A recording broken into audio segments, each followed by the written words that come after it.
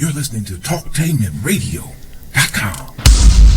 The views and opinions expressed are those of the host and guest and not necessarily those of TalkTainmentRadio.com, the management, the staff, or K&E World Network, LLC.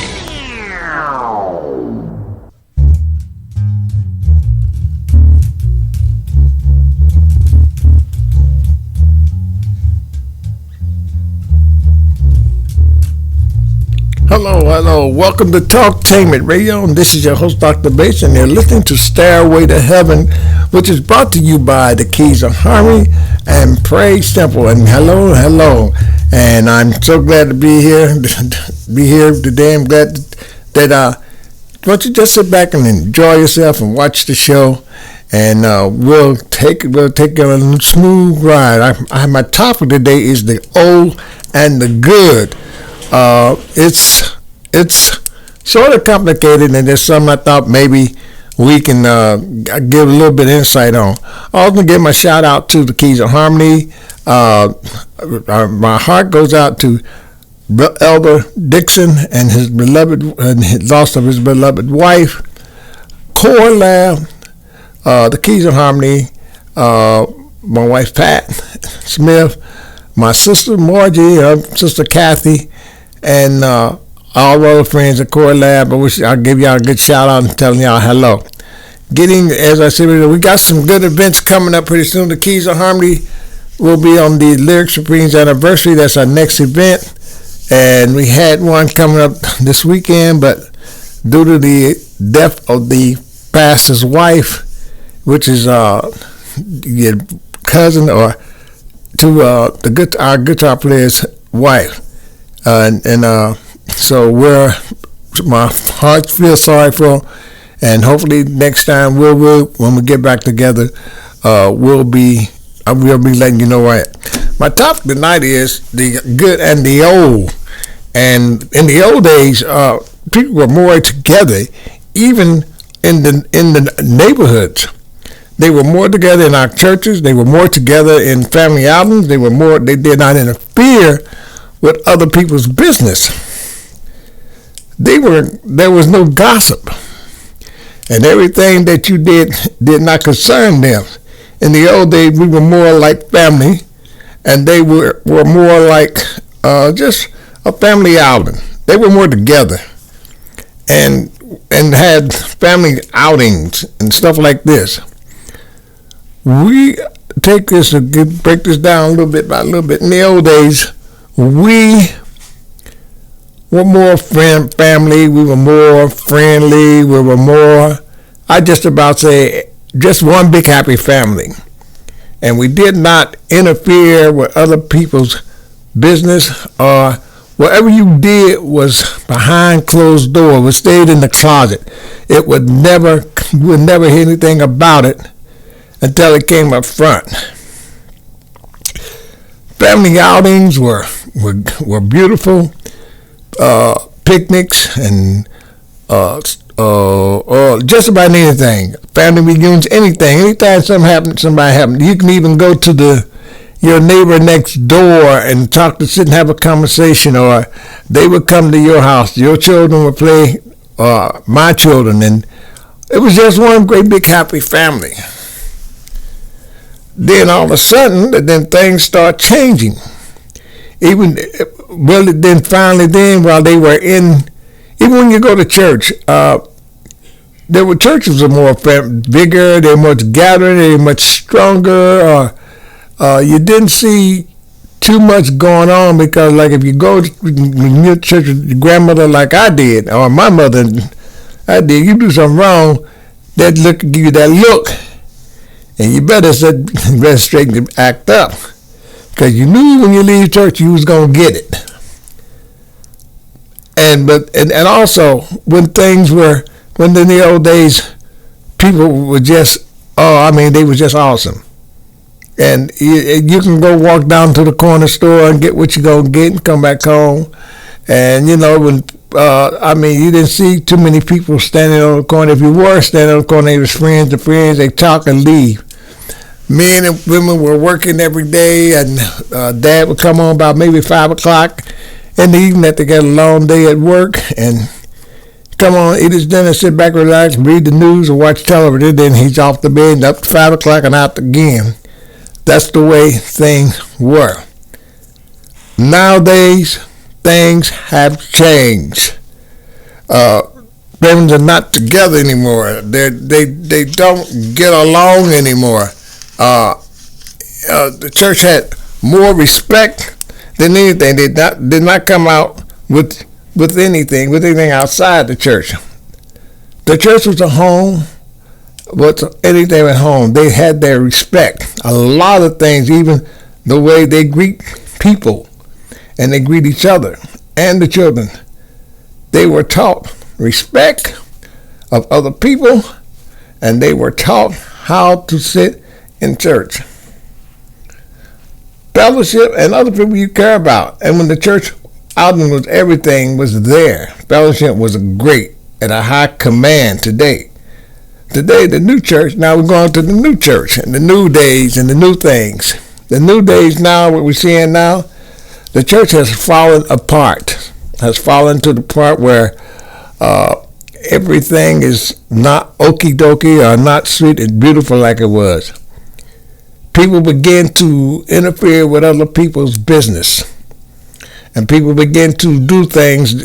People don't call your person, and you will gossip other people. And gossiping wasn't there. You didn't gossip about anybody else. People just like to gossip. And when people gossip, you were people. Old days, you don't want to hear about no gossip. You didn't want to hear about Sally Joe and Joe and John Doe. You don't want to hear about nothing about what they doing, how they was getting along. But nowadays, if one wing or one wing of information get out, it's all over the world. It's like you listen to the everyday news on television or on radio, and really on radio and TV, they get their news are fact. They get their message stuff from sources. But today, we got people that goes, I'm talking about the good time, the new time now. Today, people don't go to church just to hear the word. They don't go to church just to greet each other. They go to church to look and find out who they can tell what they're doing. And they go to church, and someone go to church to tell, well, who's over who's been over their house. He was over her house the other day. She was over his house yesterday. And people done got so that, church is not like it used to be. It's not like it's supposed to be. Because everybody's trying to can in everybody's business. You cannot even sit and listen to what the pastor said. It may be a good sermon, but there's always somebody you send to or behind you running their mouths about Joe Blow and what he did, and Joe Blow or Susan Blow and what she did. Or they was out at the club called Let's Have Fun, a Do Back In Club. Sometimes the gossipers, we have gossipers that they're so jealous of each other, or jealous of other people, that they'll come to knock on your door and say, did you know I saw your brother or your sister or your husband with a lady Doe? And that causes confusion.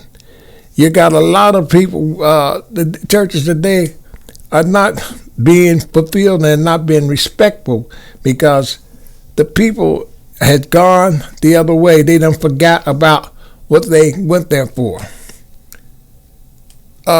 People are not serving God.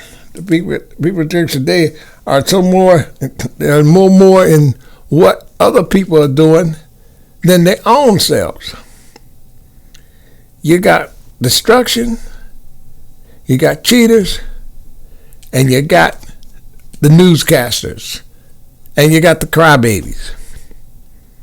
And just like the song says, two-faced church folks, you have people in there that don't is not getting along. You got the choir directors. Usher board is not getting along with the choir directors. And the choir is not getting along with the pastor. And seems like every time somebody say, we're going to do this and I got a new idea, let's try it. You always got somebody fighting against your ideas.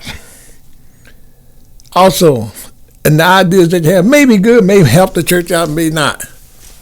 When somebody try to do something, people, even the young folks, they do not have anything to do because the older folks will not let the young people come in and express themselves or show the things that they do. Now they don't want that. They rather for you to be them to sit there. That's why a lot of our young people today, when you go to church, they're playing video games or they're falling asleep. It used to be a time they used to have young people's church where they can go sit and learn and do things. But they don't do that anymore because somebody's knocking it. You'd be surprised. You got some young people see, just for example, you got to be surprised. You got people, young folks in there watching people doing things. You got young people watching people how to sing. You got people watching guys playing drums, piano, organ, and guitars. And that's a good thing to do, good thing to watch. Because as long as they got their eye on you, they'll pick it up on you, they'll watch you. And they actually, could they come up and learn. But in the long run, when they want to come up to learn, there's always somebody older tell them, you go over there and sit down, leave it alone. Or is he in your way? And they're not in there. They're trying to learn. I had a lady ask me one time when her young grandson was watching me how to play bass guitar.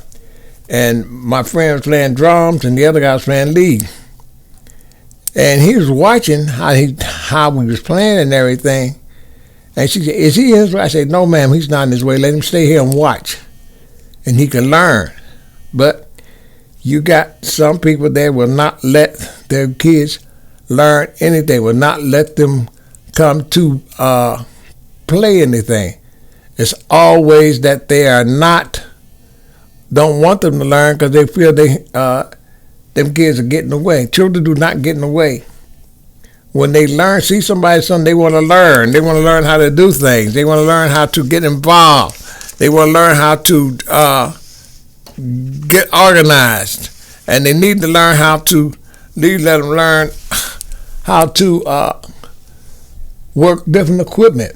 We should be able to give them classes and teach them how to do the certain things. I had a young man one day when I was a sound man for a church, and this young man would come to church with his grandmother or aunt, somebody. He was an usher, and every time he passed that sound room, he would look in that sound room, see what me and another friend of mine was doing with that board. He kept on looking, and I called him in. I said, "Come on in here." I let him come in. I let him watch me how I worked the board and everything. Showed him everything. Showed him how it worked and how the sounds come out of different mics and how to set the sounds out. And I told my friend, said, we need to grab this young man and teach him how to work this board. Don't let him touch it. Just let him watch. Then, if we feel comfortable, we can let him sit down, show him how to work it. But what happened was, during all that time, he was called out of there. He was told to come out of there, and we say, "No, it's all right. Let him work." Well, they don't want him in that room trying to learn something. Well, I was disappointed. Instead of her letting him stay there and learn how to do that, work that board, and learn how things do different sounds, if he had stayed there, he would have been a great started sound at an earlier age, and then it would have carried him on in the communications in school and learn how to how to do stuff. This is why today that when young people are the good young people that's in church try to learn certain things and try to get involved, the older folks will step in and stop them. The older generation would say, "You don't get out of the way. Come on from down there." and you try to tell them, say they're not doing anything, they're trying to learn something. Well, when you don't try to, when you don't let them do, what else they gonna learn? Would you rather them go out, leave your home, and learn what they found out in the streets? Or would you rather would you let somebody that's not going to show them how to get in trouble or how to shoot and kill somebody? Then when they get in trouble and get behind them bars and they start crying, then you want to scold them and get mad. Well, you should have been, but you must stop and think. You must stop and think. You stopped that young man from trying, or young girl trying to learn something. You didn't want them every time to learn. You tell them to get away, but they get out here with these friends, some of these so-called friends, and they messed up. And that's what happens. Another thing is, we have all types of people that come in the church today, and you have all sorts of people that comes in the neighborhood. Don't care who they are, what color they are, whatever, what origin, what generation, what this and that culture they are. We have all sorts of people in everything, and sometimes it gets to the point where they are in there and they start to do things because you didn't like it. The church today have people in there that you don't understand. You got people today that don't even in there that shouldn't be there, but they come anyway. You got some people come there to get out of their situation. You got people in there to try to get away out of their condition. And you got some people that they think is not trying to get out of what they are and what they do. Starting like we have gay people in the churches today. When I was going to church, you couldn't tell a woman was a gay or a man was gay. They would just dress up like a regular man, regular woman. But once they get behind them closed doors, it's a whole brand new ball game. Now it's opened up front and it's coming to the front and it's showing. And this is another thing that could attract the younger generation, because people think that it's nothing wrong with it. But it's your life. You live your life the way you want to. Because we have no authority of telling us how to live our life or having authority how to go about our lives.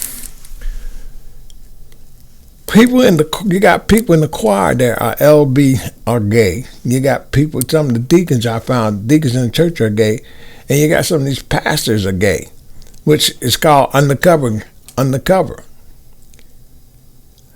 Let's get back to the young people. Getting back to the young people, teenagers and young girls and boys. Let's get back to this. Let me get back to them. As I said before, young folks see things that we do. And young folks see things that we don't see things we do not do. We have things that when, like I said, we're trying to send us, teaching them how to do the things and show them things, what to do. We got the older generation, get out of the way. We run this. We've been doing this for 99 years. Well, your 99 years is up and over with. It's time to let some fresh people, young people come in there and learn.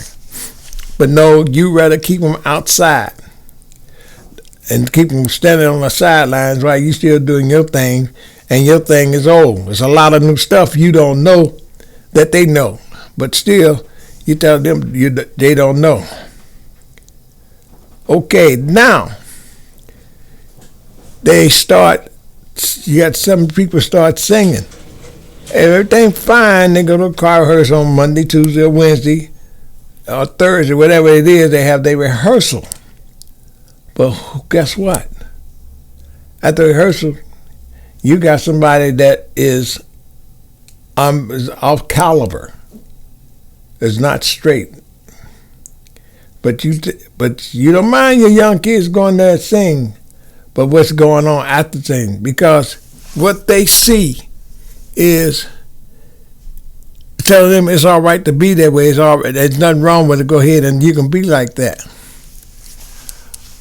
Even in the schools today, they are showing that it was okay. They're fighting now to get involved.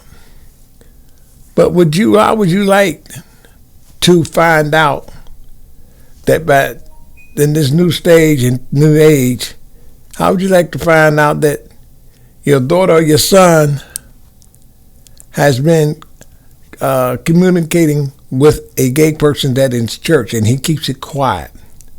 But still, you don't want him to learn what somebody could teach him how to be a straight man. But there's always one that's going to brainwash and tell them that there's no such thing as a straight person or a heterosexual person, as I would put it. And still, you kept that one child or that one boy, young man or the young lady, keeping them from learning how to learn a profession or start it off. And maybe if he had let them alone, let him sit there and learn, he would have took it on, maybe found someone, went to school with it. But still, you don't want to let them learn.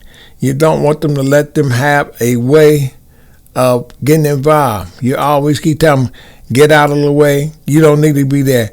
You're going to put them in one spot. Well, you learn this. It's not the one thing. Well, it's good, but then they may not want to be in that spot. They may not want to stay there. They want to learn and move on. But some of these senior citizens, these older people that's been in that position for 99 years, wants to keep them right there in the spot and where they should be. Also, and they see all of this, and they wonder why we can't get into it. If he can do it, how come I can? Well, no, baby, pastor said he don't want you in there. In fact, it's not always the pastor don't want him in there. Sometimes it's us grown folks. And I'll put the word blame on us old grown folks that don't want them to learn nothing. Another thing, dress codes. During the old days, we dressed with respect. We dressed with a lot of respect. We did a lot of we would dress down. We look dressing clean to the bone, looking nice and neat. Men would dress in shirts and their suits, women in nice dresses. And there was respect. But now, the church looked like it has become, you can wear anything, and you just like you can go to church like you go into a club or a nightclub.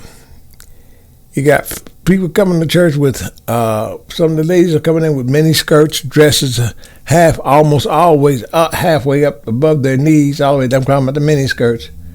Or they have some come to church wearing splits and everything. I'm not knocking anything of it, but that's what's going on. But it doesn't affect. It affects some people in the audience. But what about the people that's standing up in front of you, teaching and singing in front of you? You don't care. You just want them to see. You want to see the whole ball game. You want to see the whole ball game. Doesn't matter. This is what I'm going to do. I'm going to try to tempt you some way. And it's called a distraction. And sometimes I call it advertisement and temptation. And all of a sudden, things get to a point, well, I got him. I got her. Or she'll say, I got him. And I'm going to do, and you hear all sorts of little mumble jumble words, what's going on in between. This causes a conflict.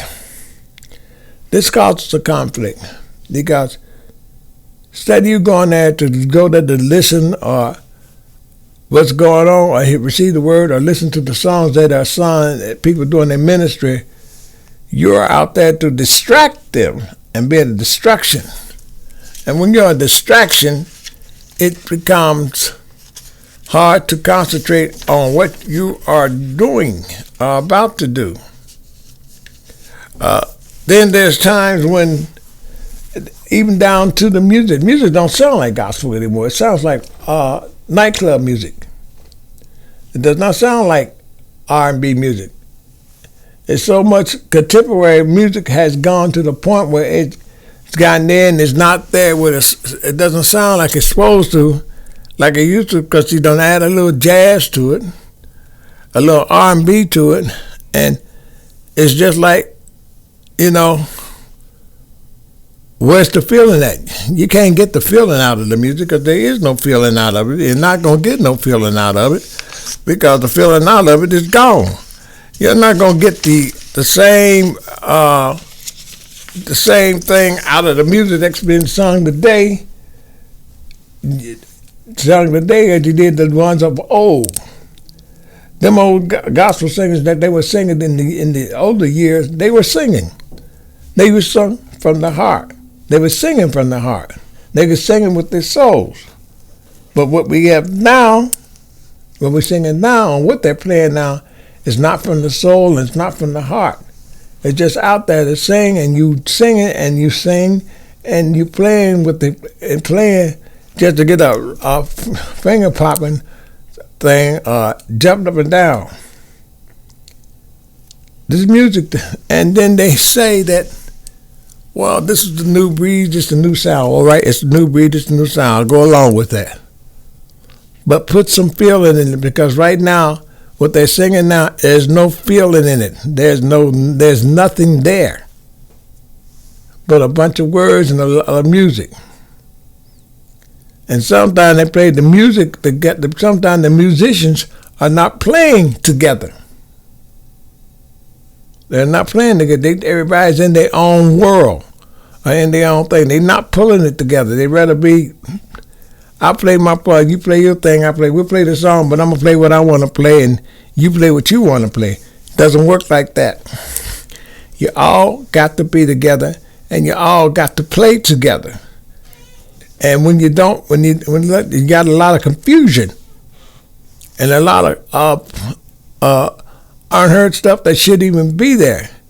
That's not the music that should be heard. It's not, I don't think they sound like music, but it's just music just to be played. And some say relaxing. Praise and worship music, I heard it. Some of I like, some of I don't like. But I can get my hats off to it. It has a feeling. Some you can feel some you can't. But what they playing now, you cannot feel it, and you cannot even get the meaning out of it, because it's, especially the fast songs, they're so unoriented and just not there. And all it is just the song is fast. All it is to get you up, It's like I seen some dance like they in a club or something. And I know praise dancers, I give my hat to them because they're telling a story. And they're telling the story within the song, what the story is about in the song. But the music they got now that's not there is not there. It's not there. It's not feeling. And the music, and I have played some of it. And some of the stuff I played, I like. Some of the stuff I don't like because it is not there. There's no feeling. You play it, and it's and it's like it's just like, okay, let's kick the old stuff out, bring the new stuff in. Let's bring in the stuff where we can make it sound like we're in the club. Church is not a club. Church is not a place where you can bring your contemporary jazz music inside and play like it comes from the club, and you expect somebody to enjoy it, which they do enjoy it, and some of them they do it to just to play, just to be playing. We have to, just listen to it real closely, and you'll find out that what you're listening to is not what it's meant to be. Some of it don't meant to be what it's played for. It's not even meant to be played, because it's just is just not there. And many times people sing and they do something and they got to have that move. You got to have that move. It's called showmanship. I'm not just gonna say timber, but it's an urban music that we sing. People got to have that move. Everything's going into showmanship and stuff now. You used to just stand flat-footed and sing, and you get to feel it, but now you don't. You don't get to feel it. Now, if you was in the club or something like music go like that in the club, oh yeah, you get to feel it. You enjoy every minute of it because it's there. Okay, and that's how things are. This is TalkTameRadio.com, and you're listening to Stairway to Heaven with your host, Dr. Bass Claude Smith. And to all my YouTube viewers, hey, I see you next time. And don't let the mind go. Mind's nothing but the garden. What you put in, it grows. See you next time. Thank you.